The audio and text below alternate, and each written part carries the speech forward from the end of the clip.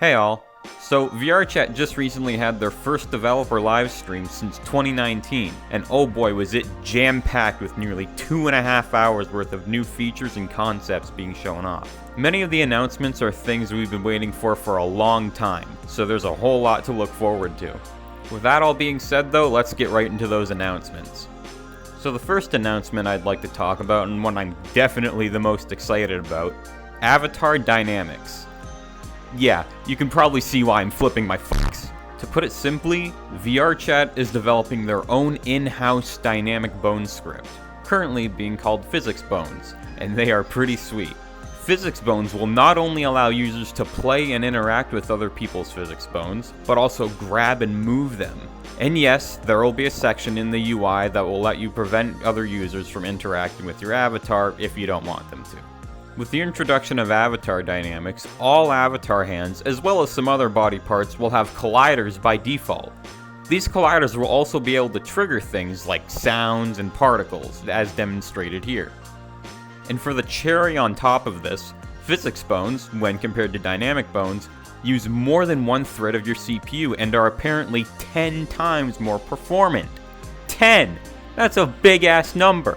In fact, because of how optimized it is, Quest support is currently being considered. So that just goes to show you how much of an improvement Physics Bones are claimed to be. The estimated release date for Avatar Dynamics is set to summer of this year, so we'll just have to wait and see.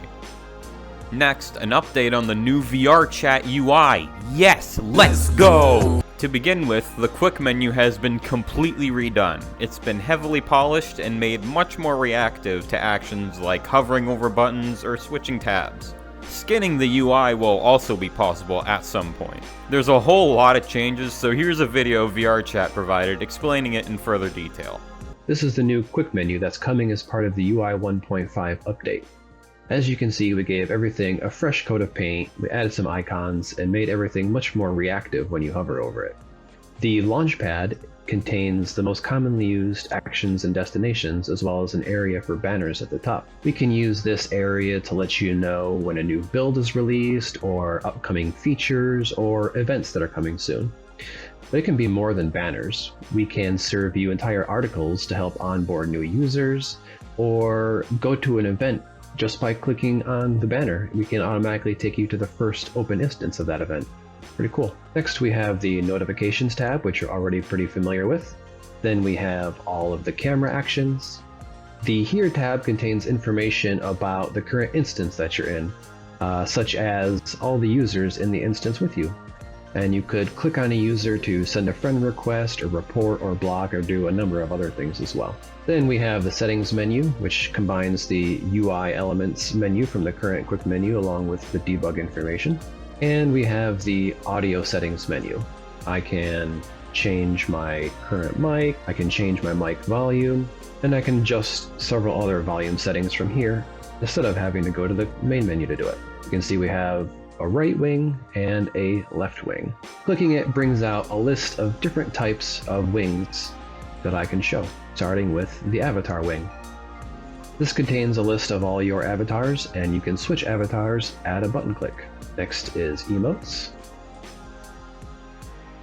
Next we have your friends list. I can sort this by name, I can sort it by status, and I can sort it by location. And then finally we have the profile wing. Now I can have a wing up on the right, and I can have a wing up on the left. But if I don't want to see this information right now, with a single button click, I can pop the wings in. And then when I need that info again, I can pop them right back out. And it maintains the space. On top of already souping up the quick menu UI, they also introduced Udon UI hooks. This means world creators can create their own UI page on the quick menu for their worlds, which can be used for things like toggling world settings, like post-processing, or even implementing mechanics for something like a game world. The UI update will come out in 3 phases. The first one, 1.5, will introduce the new quick menu. Phase 2 will add a new main menu, as well as improvements to discovery and the social menu. Phase 2.5 will introduce customization, Udon UI hooks, and some more things that are currently unannounced. The UI update is expected to come out this summer. Up next, the Identity update is adding a whole slew of new social features to the client, and is actually coming very soon, within the next few weeks. To begin with, bios are being added to profile pages. We've actually had bios in VRChat available for a while, but they were only viewable and editable on the website. But now, it's finally being added into the client. I'm gonna have to change mine. There will also be a new and temporarily VRC Plus exclusive feature, which is the gallery. You can upload images to the gallery from the VRChat website, as well as pictures taken from the in-game camera. You'll be able to use images in the gallery for photo invites, and as more features are added, the gallery will eventually be usable by non-VRC Plus users as well. The last major thing for the Identity update is that statuses will now be viewable in nameplates. Of course, you can toggle this off if you want to, but I can see this being especially useful for users who want to make their preferred pronouns more visible or something like that. Alright, next up, Tupper's 4-year-long wet dream will finally soon become a reality. Groups are coming to VRChat. Their central purpose is to make it easier to find and meet people in VRChat. Groups will behave somewhat similarly to Discord servers, as they can be private or public, have administration tools, etc. You'll be able to search for them and join them, or even just follow them to see what they're up to. Groups may also be able to do things like access group-specific areas in worlds, or things like that.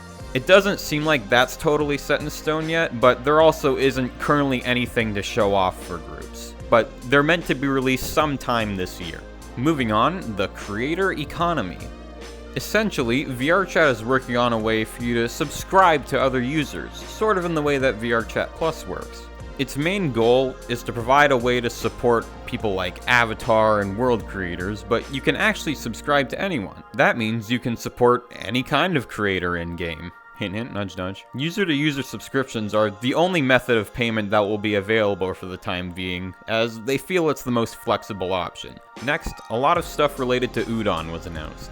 Now, I'm not entirely familiar with Udon yet, but I'll do my best to summarize these as best as I can. First, the Udon networking update is coming very soon. This update will smooth out networking latency in worlds, and improve syncing things for late joiners. It also makes networking things in Udon a whole lot easier. Second, world and player persistence is coming sometime after the networking update. Essentially, you'll be able to save your progress in worlds, so you don't have to spend 6 hours playing the Devouring in one go. Third, the VRChat Package Manager will be a standalone application that makes it easier for you to keep your SDK updated, manage multiple SDK versions, and also manage community-made tools and prefabs. So, for example, you don't have to go searching to download Udon Sharp, you can just grab it straight from the Package Manager. And finally, in-game debugging will allow you to access debug info right in the world you're testing.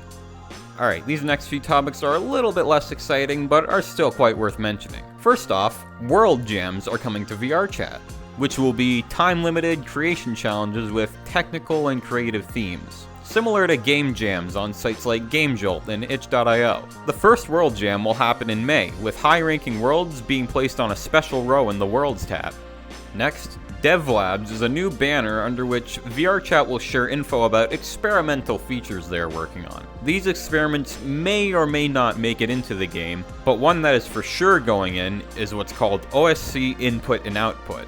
Essentially, this will enable things like head and mouth tracking with webcams or phone cameras, among tons of other things. The goal is that if you can give VRChat OSC data, it will be able to work with it. Other DevLabs experiments includes a tunneling effect for reduced motion sickness, and an improved stream camera for desktop using Cinemachine. And finally, an upgrade to Unity 2019 is in the works. They've apparently been maintaining a build of VRChat running on Unity 2019 for a while, but there are still a few bugs they have to get through at the moment. An open beta for the Unity 2019 upgrade will be coming very soon. And that about wraps up the recent developer stream. As you can tell, this one was quite meaty, so there's a lot here to get excited about. I'll be looking forward to making videos covering all these updates, and I'll also likely upload some updated avatar creation tutorials that includes how to use avatar dynamics. Anyway, that's about it for today guys, so I'll see you in the next video.